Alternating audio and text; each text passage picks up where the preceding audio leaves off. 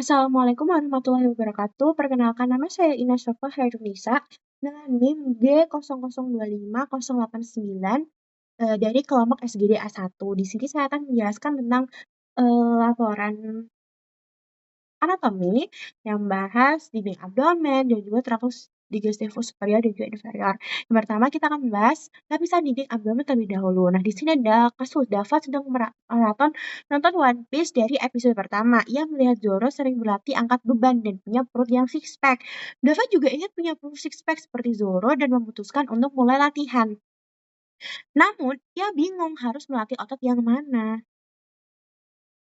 Sehingga dia bertanya kepada kamu yang kebetulan sedang mempelajari anatomi abdomen. Yang pertama, kita akan bahas pembagian lapisan di abdomen, terus sistem otot yang ada di abdomen, dan juga perbedaan organ retroperitoneal dan juga interperitoneal. Oke, yang pertama kita akan bahas lapisan dinding abdomen anterolateral juga posterior. Ini pembagian dari dinding abdomen anterolateral juga posterior.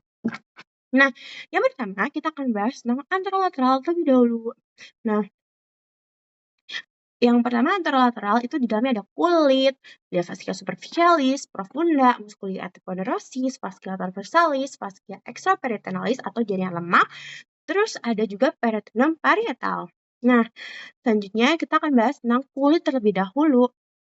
Nah, kulit itu melekat pada struktur yang terletak di bawahnya dengan longgar kecuali pada umbilicus.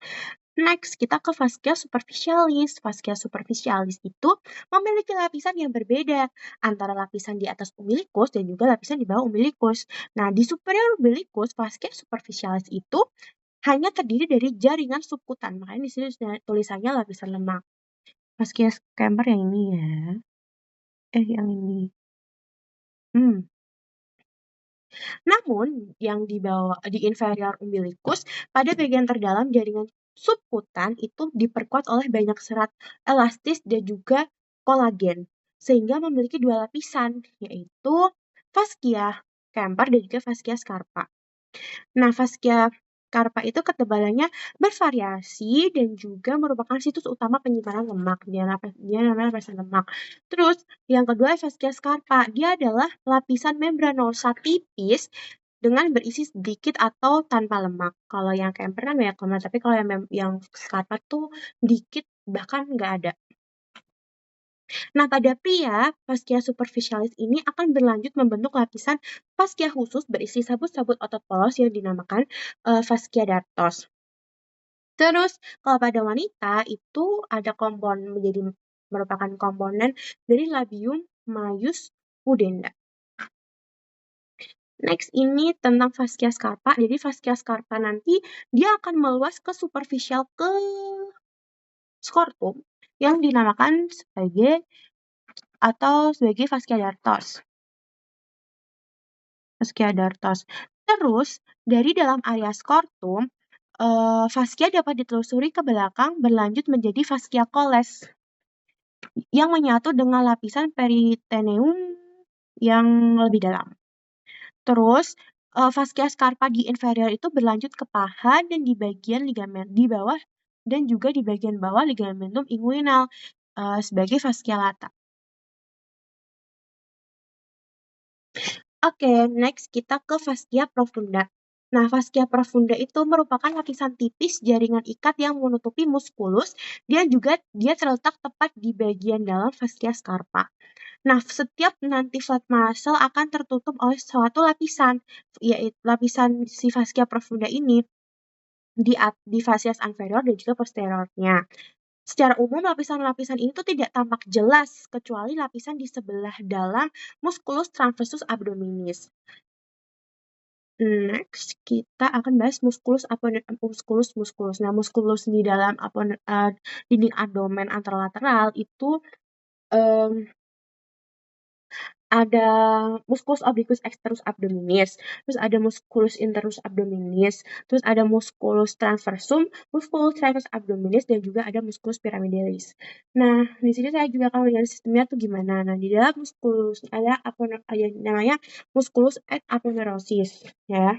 Yang pertama itu ada fat muscle dan juga vertical muscle. Fat muscle dan juga vertical muscle. Nah, yang flat muscle itu ada musculus obliquus externus, terus ada musculus obliquus internus, dan juga ada musculus transversus. Nah, yang pertama, musculus obliquus externus abdominis yang tadi, itu ada yang namanya ligamentum inguinal. Jadi ligamentum inguinal. Nah, ini ligamentum inguinal. Nah, ini ligamentum yang terbentuk dari aponeurosis musculus obliquus externus abdominis. Nah, nanti dia tuh akan membentuk ligamentum inguinal dexa juga sinistra kan. Nah, di mana aponeurosis ini tuh berjalan dari sias sampai ke tuberculum pubicum dan melipat membentuk canalis inguinalis. Nah, selanjutnya yang vertical muscle itu ada musculus rectus abdominis sama musculus pyramidalis. Nah, musculus rectus abdominis itu musculus rectus abdominis, dia itu berjalan secara vertikal pada dinding abdomen anterior, berjumlah sepasang di mana otot-otot ini tuh dipisahkan oleh linea alba. Musculus rectus abdominis. Nah, itu dibagi menjadi 3 bagian. Yang pertama, dia terletak setinggi processus sphenoideus, siphoideus. Terus yang kedua, dia terletak setinggi umbilicus dan terletak di antara keduanya. Nah, otot ini dia itu dibungkus oleh vagina musculi recti. Jadi rectus abdominis itu dibungkus oleh vagina musculi recti abdominis. Nah, yang kedua dari vertical muscle itu ada musculus pyramidalis. Nah, musculus pyramidalis ini dia berbentuk triangular dan sangat kecil. Nah, si musculus pyramidalis itu tidak semua orang punya. Sekitar 20% itu orang tuh tidak punya musculus pyramidalis ini. Nah, dia itu terletak di depan musculus rectus abdominis, bersama-sama terdapat di dalam vagina musculi recti abdominis. Selanjutnya ada urutan dari fat muscle dari superficial ke profunda. Yang pertama ada musculus obliquus externus abdominis, terus ada lanjut ke musculus obliquus internus abdominis, dan yang paling profunda itu musculus transversus abdominis. Nah, untuk arah serabutnya dari musculus obliquus externus itu adalah inferomedial, dia seperti huruf V. Nah, kalau yang serabut arah serabut dari musculus obliquus internus abdominis, dia adalah supromedial atau berbentuk seperti huruf A. Nah, selanjutnya adalah vagina musculi recti. Vagina musculi recti adalah suatu lembaran yang membungkus vertical muscle dan dia terbentuk oleh aponeurosis dari ketiga horizontal muscle yang berisi ada musculus rectus abdominis, ada musculus pyramidalis, ada arteri vena epigastrica superior inferior, terus juga ujung terminal dari intercostales 6 sampai 11 dan juga nervus subcostalis. Selanjutnya ada fascia transversalis. Nah, fascia transversalis ini adalah lapisan berkelanjutan dari fascia profundus yang memagari kavitas abdominis dan berlanjut ke dalam kavitas pelvis. Dia paling terlihat pada sebelah dalam musculus transversus abdominis. Selanjutnya ada fascia extraperitonealis. Nah, fascia ini tuh memisahkan antara fascia transversalis dengan peritoneum. Nah, di sini kan dia berisi jaringan lemak. Nah, fascia ke arah anterior tubuh itu disebut dengan preperitoneal. Ya, preperitoneal. Sedangkan kalau ke arah posterior itu disebut dengan retroperitoneal. Nah, di dalam fascia extraperitoneal ini terdapat viscera retroperitoneal dan juga viscera intraperitoneal. Selanjutnya yang terakhir dari Anterolateral dinding abdomen itu ada peritoneum parietal. Nah, ada peritoneum parietal dan juga visceral kan. Nah, kalau yang peritoneum parietal itu lapisan yang melapisi bagian dalam dinding abdomen dan menjadi bagian dari dinding abdomen. Sedangkan kalau peritoneum visceral, dia itu lapisan peritoneum yang melapisi langsung permukaan organ viscera abdominis, baik sebagian permukaan atau yang disebut dengan organ retroperitoneal. Nah, ini organ-organnya. Terus maupun seluruh permukaan yang intraperitoneal. Nah, di sini juga ada cavum peritonei, ada cavum peritonei mayor, ada cavum peritonei minor, dan juga ada foramen di sini namanya foramen epiploica Winslow. Nah, selanjutnya kita akan membahas dinding abdomen yang bagian posterior. Nah, di dalam posterior ini ada kulit, terus ada fascia superficialis dorsi, terus ada musculus nih. Bedanya kalau yang posterior musculusnya dibagi menjadi 4 lapisan. Yang lapisan pertama itu ada musculus latissimus dorsi. Terus lapisan kedua itu ada musculus obliquus externus abdominis, terus ada musculus erector spina, terus ada musculus longissimus dorsi, dan juga ada musculus serratus posterior inferior. Terus untuk lapisan yang ketiga itu ada musculus multifidus, terus ada musculus interspinal, dan juga ada musculus obliquus internus abdominis. Yang ini tadi erectospina yang lapisan kedua. Ya, ini.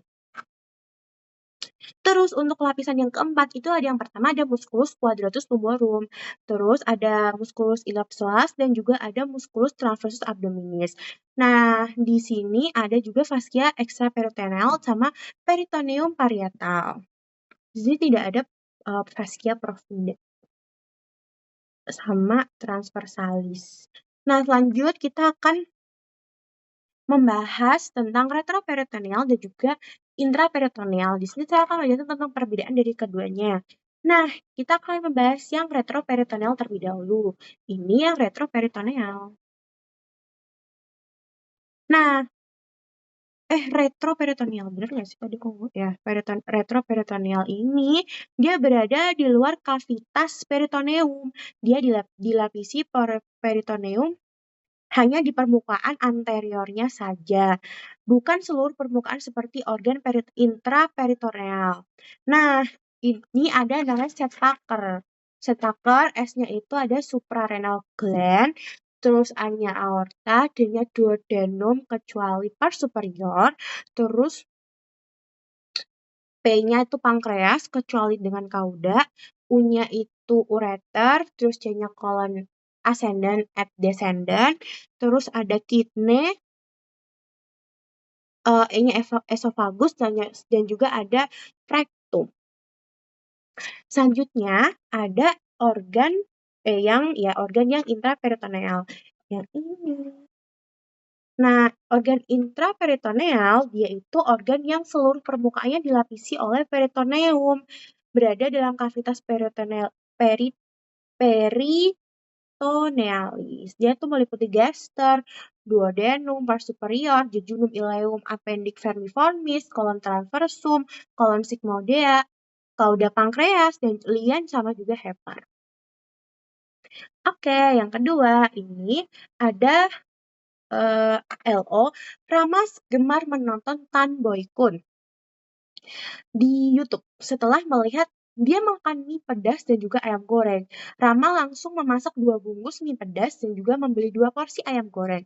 Keesokan harinya, Rama curhat ke kamu karena merasakan sakit perut hingga kerongkongannya terasa panas. Kamu pun curiga Rama mengalami GERD. Nah, jelaskan anatomi gaster dan juga sphincter yang ada di dalam gaster. Nah,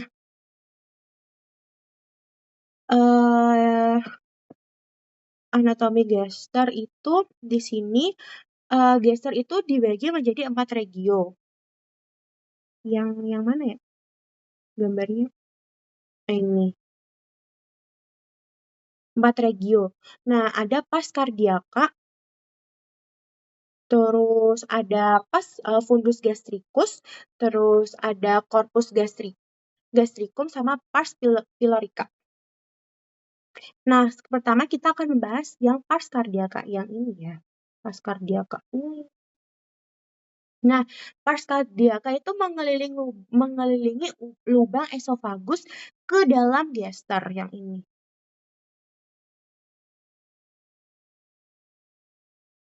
Terus ada fundus gastricus.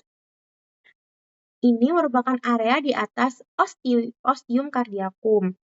Terus yang ketiga ada corpus gastricum. Nah, ini dia merupakan daerah terluas dari gester. Dan yang terakhir ada pars pylorica. Nah, dia itu terbagi menjadi antrum pyloricum dan juga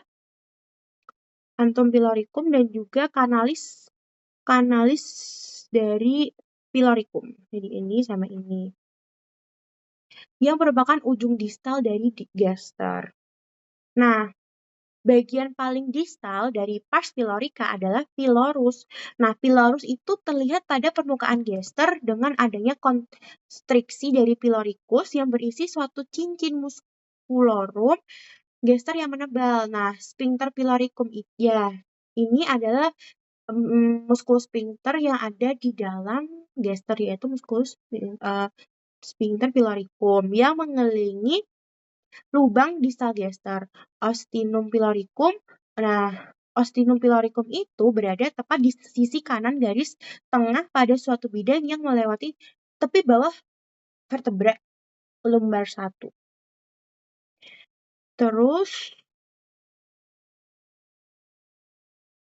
selanjutnya di dalam gester juga ada namanya omentum. Nah, ada namanya omentum maius sama omentum minus. Nah, untuk omentum maius dia itu terdapat ligamentum gastrocolica, terus ada ligamentum gastroclerica, ligamentum gastrocolica sama gastrolienal sama ligamentum suprarenal. Sedangkan kalau yang omentum minus itu ada dua, ada ligamentum hepatoduodenal dan juga ada ligamentum gastrohepaticum. Nah, di dalam ligamentum hepatoduodenal itu berisi vena porta hepatis, arteri hepatica propria, terus ada ductus choledochus dan juga ada plexus hepaticus. Oke. Selanjutnya, yang terakhir, kita akan bahas tentang appendix. Nah, Raka adalah seorang siswa kelas 11. Dia merasa perutnya sakit sejak pagi. Awalnya, rasa nyeri itu muncul di sekitar pusar dan hanya terasa seperti kram ringan. Namun, beberapa jam kemudian, nyeri tersebut berpindah ke bagian kanan bawah perut dan semakin tajam. Dan ketika teman sekelasnya menekan sedikit dari area tersebut, rasa sakitnya itu bertambah hebat. Nah, di sini saya akan menjelaskan tentang letak-letak appendix, letak yang paling umum dari letak-letak appendix tersebut, terus cara pengukurannya beserta nama garis dan juga titik pengukurannya. Nah, salah masukin gambar. Oke, jadi appendix itu ada lokasi-lokasinya. Yang pertama ada appendix retrocaecal. Nah, ini terletak di bagian belakang cecum, dia mengarah ke atas. Nah, dari appendix retrocaecal ini adalah adalah appendix yang paling umum. Nah, terus yang kedua ada appendix post-ilealis. Nah, dia itu terletak lebih mengarah ke kiri di belakang ileum dan juga mesenterium. Terus ada appendix pelvicum, dia mengarah ke bawah melewati psoas mayor dengan ujungnya itu dia melebihi tepi atas panggul bawah. Terus ada namanya appendix preilealis.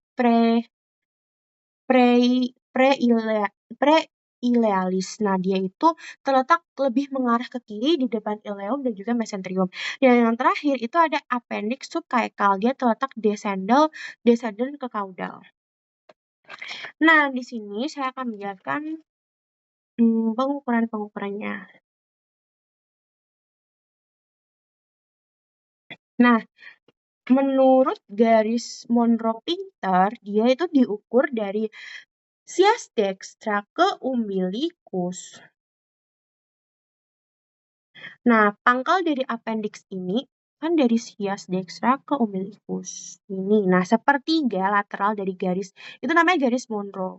Sepertiga dari garis Monroe ini disebut dengan titik McBurney yang sebelah sini jadi ya. Terus menurut garis Lange, dia itu diukur dari sias dekstra sampai ke sias sinistra. Nah, ujung appendix adalah pada titik 1/6 dari lateral dekstra. Sekian dari saya. Mohon maaf apabila ada kesalahan. Wassalamualaikum warahmatullahi wabarakatuh.